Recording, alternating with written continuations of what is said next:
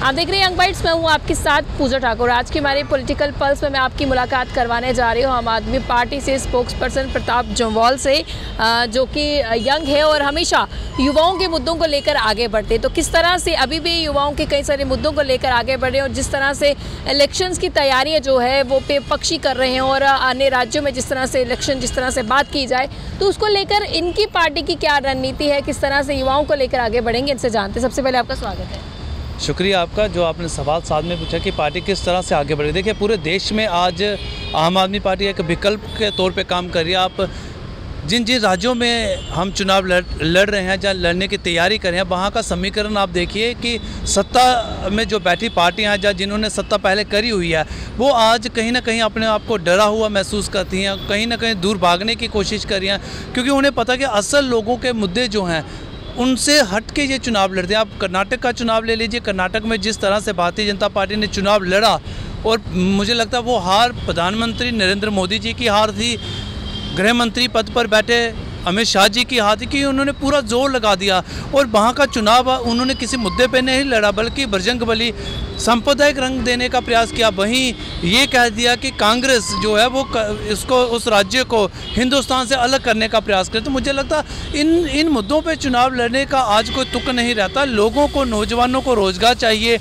अच्छी शिक्षा चाहिए, समाज को रोज़गार के साधन चाहिए, स्वास्थ्य अच्छा चाहिए, महिला सशक्तिकरण चाहिए। इन चीज़ों पे चुनाव लड़ना चाहिए। लोग सरकार इसलिए चुनते हैं। लेकिन भारतीय जनता पार्टी की बात करें या कांग्रेस की बात करें तो इन दोनों दलों का एक ही रवैया रहा आज तक, जिससे लोग अक चुके हैं। आप देखिए पंजाब में कांग्रेस ने लेकिन जीत हासिल की है ना। देखिए, वो जीत कांग्रेस की जीत नहीं थी। अगर यूँ कहें वो कांग्रेस की जीत नहीं थी, वो भारतीय जनता पार्टी ने जिस तरह से सांप्रदायिक तरीके से चुनाव को एक अलग दिशा देने का प्रयास किया, लोग भारतीय जनता पार्टी से तंग थे। लोगों ने उसके तौर पे कांग्रेस के तौर पे एक जो विकल्प उन्हें दिखा, उन्होंने विकल्प के तौर पे कांग्रेस को मत दे दिया। अगर कांग्रेस को जीतना ही होता तो कांग्रेस एक बड़े मार्जिन पे आती, तो जो वहाँ का लोकल राजनीतिक दल था शायद उसे भी कोई सीट ना मिलती। लेकिन ऐसा हुआ नहीं। वहाँ पे लोगों ने एक ऐसा जो लास्ट में बजरंगबली जिस तरह से बीच में इन्वॉल्व कर दिया, अपने धर्म को बीच में ला दिया, कर्नाटक अलग है, देश से अलग करने का प्रयास कांग्रेस कर रही थी। उन्हें एक चीज़ का एक बेनिफिट जो लगा लीजिए वो बेनिफिट मिल गया। अदरवाइज़ अगर कांग्रेस इतनी काबिल होती तो गुजरात में कांग्रेस कुछ कर पाती, अगर कांग्रेस काबिल होती तो पंजाब उनके हाथ से नहीं जाता। कांग्रेस का ये भी कहना है कि भारत जोड़ो यात्रा कहीं ना कहीं उसने इस पार्टी को जो है सशक्त बनाया और जीतने में मदद की। देखिए, अगर कांग्रेस की भारत जोड़ो यात्रा इतनी सफल रही होती तो पंजाब में जो जलंधर सीट में जो एक बाईपोल हुआ, उस बाईपोल में कांग्रेस जीती। हालांकि उन्हीं का सांसद था, उन्हीं के सांसद जो थे वो भारत जोड़ो के दौरान ही उनकी मृत्यु हुई थी और उन्होंने उनकी धर्म पत्नी को ही चुनाव लड़ाया। बड़ा इमोशनल कार्ड भी खेला, लेकिन लोगों ने ना तो इमोशंस देखा, ना तो कांग्रेस ने पहले भी क्या काम किया वो सबके सामने। अगर कांग्रेस काबिल होती तो मुझे लगता है सांप्रदायिक रंग और धार्मिक भावनाओं को ठेस पहुंचा के लड़ने वाली पार्टी भारतीय जनता पार्टी सत्ता में नहीं आती। जम्मू कश्मीर की बात की जाए तो किस तरह से पार्टियों को मजबूती मिली, क्योंकि लगातार वो तैयारियां कर रहे हैं। कांग्रेस की बात की जाए तो उन्होंने जिस तरह से भारत जोड़ो यात्रा के बाद हाथ जोड़ो यात्रा और लगातार उनकी कैंपेन जो है वो चलते जा रही। सत्याग्रह भी उन्होंने बीच में उस पर भी बैठे हुए थे।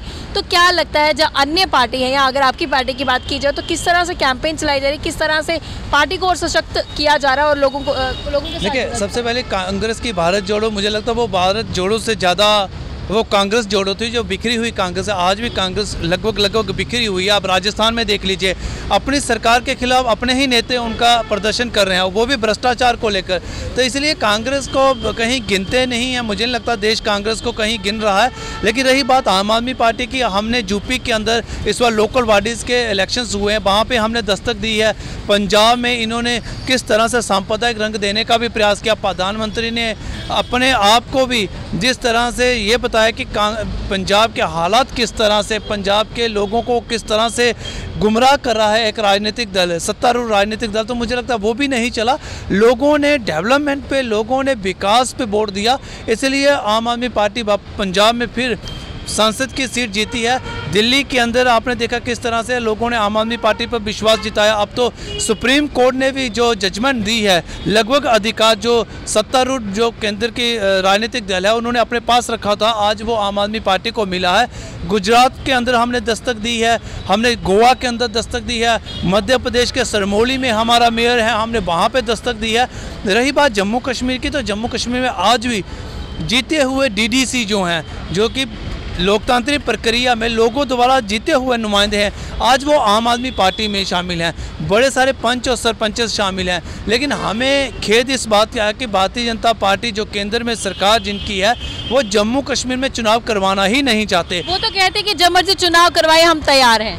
देखिए, कहते यही हैं कि हम तैयार हैं, लेकिन गृह मंत्रालय की तरफ से ये कहा जाता है कि चुनाव आयोग इंडिपेंडेंट है, वो कभी भी चुनाव करवा सकता है। और चुनाव आयोग को जब पूछा जाए, वो कहता है कि गृह मंत्रालय जब सुरक्षा के लिहाज से हमें क्लीन चिट दे देगा, हम उस समय चुनाव करवा लेंगे। बल्कि चुनाव करवाने का उनका मन नहीं है, कभी सुरक्षा बीच में आ जाती है। लेकिन बड़ी हैरानगी की बात है कि अगर G20 के लिए हालात सामान्य हैं, अगर G20 हो सकती है, अगर आप संसद में ये तकरीर दे सकते हैं कि आतंकवाद गतिविधियों में कंट्रोल हुआ है, अगर आप ये कह सकते हैं कि जम्मू कश्मीर के बॉर्डर में जो हालात हैं वो सामान्य हैं, तो मुझे लगता है चुनाव भी हो सकते हैं। लेकिन भाजपा चुनाव नहीं करवाएगी। इसका कारण यह है कि जम्मू कश्मीर की सड़कें बही हैं, पीली पट्टियाँ डाल के अपना जजिया लेना शुरू कर दिया। बिजली की सप्लाई आपकी पूरी नहीं है, लेकिन गरीबों को जिनकी आमदन 10,000 से भी कम है, आपने उनको महीने की 10,000 रुपये किस्त लगा दी है। चुनाव ये इसलिए नहीं करवाएंगे कि 150 साल पुराना रघुनाथ बाजार जो है आज तक उसका नवीकरण नहीं हुआ है। चुनाव ये इसलिए भी नहीं करवाएंगे कि जिस आर्टिफिशियल लेक का इन्होंने कहा था कि बन जाएगी, 6 डेडलाइन वो मिस कर चुका, अभी तक तैयार नहीं है। तो इन्होंने पंच और सरपंचेस को, डीडीसी बीडीसी को ये कहा था कि हम अमेंडमेंट करके हम इनको सशक्तिकरण करेंगे, लेकिन आज भी इनके पास वो पावरें नहीं है। चुनाव ये इसलिए भी नहीं करवाएंगे। इन्होंने कहा कश्मीरी माइग्रेंट जो हैं हम इनको पुनर्विकास करेंगे, इनका पुनर्निवास करेंगे कश्मीर में। आज भी उनमें टारगेटिंग किलिंग की जा रही है। चुनाव ये इसलिए भी नहीं करवाएं। हम कितनी बातें गिनाएं भारतीय जनता पार्टी की जिस पे वो चुनाव नहीं करवा सकते, क्योंकि ज़मीनी सतह पे वो इस काबिल थे ही नहीं कि वो लोगों का सशक्तिकरण किया हो, विकास किया हो। हाँ, अगर उन्होंने किया, अपना लोन एनपी किया, आज भी बिजली के किराए देने में भारतीय जनता पार्टी के विधान परिषद के सदस्य, पूर्व एमएलए अव्वल नंबर पे हैं। अगर वो डाटा सामने तो आ जाए, लोगों को पता चल जाए किस आधार पे चुनाव करवाएंगे। आम आदमी पार्टी ने किस तरह की रणनीति जो बनाई है, जब भी चुनाव होते हैं तो वो किस तरह से तैयार है रणनीति के बारे में? देखिए, हमारी रणनीति साफ और स्पष्ट है। हम विकास को लेकर, हम नौजवानों के लिए रोजगार को लेकर, हम शिक्षा का सुधार को लेकर, स्वास्थ्य व्यवस्था को लेकर, महिला सशक्तिकरण को लेकर, हम इन चीज़ों पे, बुनियादी चीज़ों पे चुनाव लड़ने वाले लोग हैं। बिजली, पानी, गलियां, नालियां, शिक्षा, स्कूल, अस्पताल, दवाइयां, हम इन पे चुनाव लड़ने वाले लोग हैं। रोजगार, इन मुद्दों पे हम चुनाव लड़ते हैं, क्योंकि लोग सरकार इसीलिए चुनते हैं। आप एक माचिस खरीदते हैं, आप उस पर भी टैक्स देते हैं, तो सुविधा देना सरकार की जिम्मेवारी बनती है। हम इन पे चुनाव लड़ेंगे। हम इनकी तरह, हिंदू मैं भी हूँ, हम भी हिंदू हैं, माननीय केजरीवाल जी भी हिंदू हैं। जय श्री राम बोलने से हमें कोई परहेज नहीं, हम भी बोलते हैं। लेकिन हम चुनाव में श्री राम जी के, प्रभु जी का इस्तेमाल करें, हम वो लोग नहीं हैं। हम विकास के नाम पे चुनाव लड़ेंगे। और अभी म्यूनसिपैलिटी का चुनाव लगभग तय है। अगर भारतीय जनता पार्टी की नीयत साफ हुई, इनकी नीयत में खोट नहीं हुआ, तो ये चुनाव करवाएंगे। आप इस बार ही देख लेंगे, जो मेयर इनके कहते थे कि यहाँ 33 में बर्फ़ पड़ेगी, इस बार बर्फ़ कि वो मुझे लगता है अपने घरों में, फ्रिज में ही देखेंगे।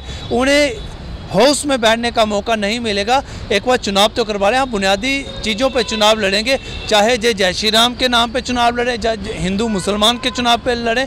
लोग समझ चुके हैं, लोगों को बुनियादी सुविधाएं चाहिए, जिसके लिए वो टैक्स देते हैं। बहुत बहुत धन्यवाद हमारे साथ जुड़ने के लिए। तो इनका साफ तौर से कहना है कि धर्म की राजनीति इनके द्वारा नहीं की जाएगी। बुनियादी सुविधा जो है लोगों को दी जाएगी, ज़रूरत है लोगों को विश्वास दिखाने की। और आने वाला वक्त ही बताया कि जब भी जम्मू कश्मीर में चुनाव होते हैं तो कौन विजयी होता है। लगातार अलग अलग पार्टी जो है वो तमाम तैयारियां कर रही हैं और अलग अलग कोशिशें जो है उनकी जारी है लोगों को रिझाने की और लोगों को बताने की कि आखिरकार कौन सी पार्टी उनके लिए सक्षम है। ये आखिरकार लोग ही डिसाइड करेंगे। अगले फिर मैं हाजिर हूं, तब तक आप देखते हैं यंग बाइट्स। जर्नलिस्ट अमन शर्मा के साथ मैं पूजा ठाकुर, यंग बाइट्स जम्मू।